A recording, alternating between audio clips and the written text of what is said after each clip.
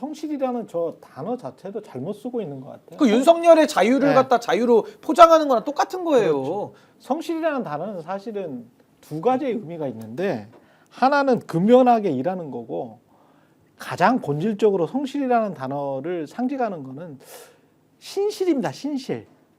신실한 게 성실한 거예요. 올바르게 잘해야죠.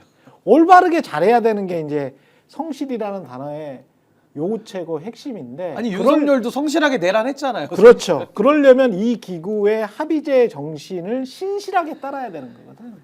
근데 그거를 그 형식적인 것들이나 내용적인 것들이 다 같이 조화롭게 가는 것들이 그게 성실이라는 건데 이거 완전히 좀 정말 너무하네. 이게 이제 굉장히 좀 정치적으로 해석한 거 아닌가 뭐 그런 생각도 들고요. 철학의 빈곤이 아닌가 그런 생각도 듭니다. 근데 이제 걱정하시는 분들이 이게 이진숙 탄핵이 기각됐으니 요 두 가지 어떤 KBS나 MBC가 어떻게 될까? 방심위가 또 설치지 않을까? 요 걱정 하나가 들고요. 마이너하게는 그 다음에 크게는 큰 걱정 하나는 윤석열도 혹시 탄핵 기각되면 어떡하지? 이런 걱정을 하실 거란 말이죠. 그러니까 어떻게 보세요? 이런 상황에서 이미 이제 계엄이나 내란을 일으켜 버린 상황에서 이진숙이 다시 돌아왔어요. 과거처럼 방심위를 동원을 해서 사실상 동원을 해서 막 칼을 휘두르면서 너희들 말이야 다 5대5로 보도를 해. 탄핵 찬성, 탄핵 반대 다 5대5로 보도를 하고 권성동 O, 이재명 O 이렇게만 보도해. 그 헌법재판소는 그 단신으로 처리하든지 말든지, 뭐 이런 식으로 만약에 이야기를 한다면, 그리고 그런 식으로 막 지도를 하는 거지. 그렇다면은 사실은 그거는 또 다른 장악인데 어떻게 될 거라고 보십니까? 이런 것들이 단기간에는 네. 뭐 그런 시도를 할 여지도 있다고 봅니다. 돌아왔기 때문에 네, 힘을 쓰고 싶겠죠. 근데 자기의 보수였던 윤석열을 다시 한번 근데 뭐 일단 돌아왔으니까 뭔가 하고 싶겠죠. 그런데 그러한 일이 이 계획성을 가지고 어떤 로드맵에 따라서 쭉 되기 위해서는 컨트롤 타워가 살아 있어야 되거든요. 내란도 수개가 살아 있어야 내란이 쭉 진행되는 거 아닙니까? 내란에 뭐 이 행동대장들만 있으면은 그게 뭐 자기들이 뭔가를 알아서 뭐 조금씩 할 수는 있겠지만 계획성을 가지고 쭉 진행되는 거는 아니지 않습니까? 그래서 그렇죠. 산발적으로 뭔가 이렇게 뭐 MBC나 JTBC 보도나 이런 거에 대해서 불만을 표하거나 뒷다리를 걸거나 뭐 이런 식으로 할 수는 있을지 몰라도 이게 결국은 그걸 모아 결국은 그런 것들을 모아서 방송을 장악하려고 한 거였잖아요. 그랬죠. 그런 수준까지는 가지 못하는 것이죠. 계속 이런 딴지를 걸고 지금 뭐 어쨌든 이 탄핵 인용이 된 이후의 상황이어야 되겠습니다만 조기 대선 국면인데 뭐 왜 보도를 이렇게 하느냐, 대선인데 뭐 이게 이게 형평성에 어긋나지 않느냐 등등의 여러 가지 소리를 할 수는 있겠지만은 그게 방송 장악이나 어떤 뭐 법적 문제 이렇게까지는 가지 못할 걸로 저는 보고 방심위도 마찬가지인 거잖아요. 방통위가 그렇게 이 정권의 어떤 뒷배경을 가지고 계획성 있게 움직여야 방심위도 거기에 맞춰서 이제 칼춤을 그렇죠. 추는 건데 예. 지금 거의 이제 이 정권이라는 거는 무력화된 상황 아니겠습니까? 그런 측면이고 그다음에 헌법재판소의 이 탄핵 심판을 대하는 태도에 대해서는 이건 이진숙 건은 이진숙 건인 것이고 그렇죠. 오히려 제가 볼 때는 이진숙 건이 윤석열 탄핵 심판을 다루는 데 있어서는 이 헌법재판관들에 있어서는 뭐 알리바이처럼 기능할 가능성도 있어요. 우리가 이진숙 건 관련돼서는 예를 들면 지금 원래 지금까지 헌법재판관들 이 성향 분석할 때 헌법재판관들도 막 성향 분석을 하지 않습니까? 그렇죠. 이 사람은 보수고 이 사람은 중도고 이 사람은 진보고 보통 언론이 어떻게 썼냐면 중도 내지는 보수가 5명이다. 그리고 뭐 진보가 뭐 3명이다. 뭐 이런 식으로 분석을 해온 거지 않습니까? 그랬죠. 그 지금 보면은 4대 4다 이제 새로 임명이 됐으니까 예. 4명 대 4명이다. 이제 이렇게 분석을 해야 될 것 같은데 그러니까 이런 식으로 이제 하면은 이 각 성향들에 의한 이제 의견 분포가 있을 건데 근데 지금 상황은 윤석열의 태도나 그다음에 지금 이 해놓은 일이나 그다음에 지금 헌법재판소에 가가지고 윤석열이 탄핵 심판에서 주장한 내용이나 자기들끼리도 얘기가 안 맞고 지금 뭐 앞뒤가 안 맞고 그리고 지금 태도를 보면은 수사도 거부하고 공수처의 수사 끝까지 거부해가지고 지금 검찰에 넘긴다고 하는데 그 오늘 아마 검찰에 이제 수사 이 사건을 넘긴다고 하는 것 같아요. 그렇죠. 그럴 것 같은데 그런 태도나 이런 걸 보면은 어떤 내용에 있어서도 이 헌법재판소가 이거는 탄핵을 기각해야 되는 그러한 사유입니다라고 말할 건덕지가 없습니다. 뭐 하나라도 이유가 있어야 될 거 아니에요. 그런데 다만 이제 부담이 되는 거는 이게 왜 다 민주당이 하자는 것만 편들어주고 다 왜 우리 이 극우 유튜브 입장에서는 우리 애국 시민들이 하자는 거는 다 거부해가지고 이런 좌편향 헌법재판소가 될 수가 있습니까? 라고 하는 그런 여론은 뭐 그게 두려울 수는 있겠는데 예. 근데 그때 가서 이제 그런 것 때문에 이준숙을 인용해줬다는 게 아니라 그런 주장을 말씀드리는 게 아니라 그때 가서는 지금 할 말 같은 게 사실은 생긴 거죠. 무슨 소리야?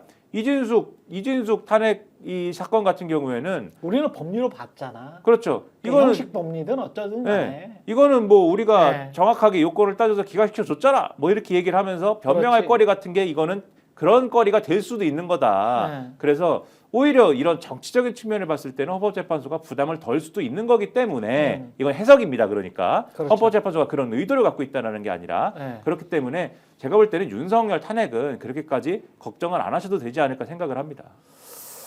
그렇습니다. 저도 좀 비슷한 생각인데 윤석열 탄핵은 걱정을 할 필요가 없다. 그리고 누구죠? 그 한 명 더 임명 안 됐던 정계선 마은혁. 마은혁 마은혁 재판관 같은 경우도 아마 무리 없이 임명될 겁니다. 그러면 9명 체제에서 무리 없이 윤석열 탄핵은 진행될 거라고 보고 있습니다. 그러니까 이것도 예. 황당한 게 지금 최상목 권한대행이 왜 이 사람을 임명하지 않았느냐를 이 권한쟁의 심판을 갖고 변론하는 자리에 가가지고 얘기를 해라를 했지 않습니까? 그렇죠. 이 변론기를 진행하지 않았습니까?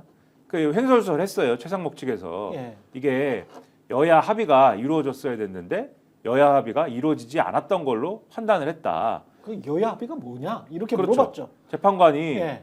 그러면 여야 합의가 네. 됐다라는 공문이라든가 이런 것들을 네. 제출을 한 걸로 알고 있는데 각 당에 이제 국회에서 요청을 해가지고 회신을 이렇게 한 걸로 알고 있는데 그래서 여야 합의가 됐다라는 요게 이제 근거인데 요거에 대해 별도의 근거를 그걸 갖고 있는 거냐? 그러니까 그렇지 않고 여야 합의는 관행이었고 그 관행이 또 지켜져야 되는 것이고 뭐 등등의 이제 횡설수설을 합니다. 그래서 헌법재판소 재판관이 계속 물어봐요. 그래서 그 여야 합의가 그럼 안 됐다라는 판단의 근거는 뭐였냐? 대답을 잘 못해요. 그러니까 헌법재판소 재판관이 보기에도 재량일 수 없는 건데 이거는 예.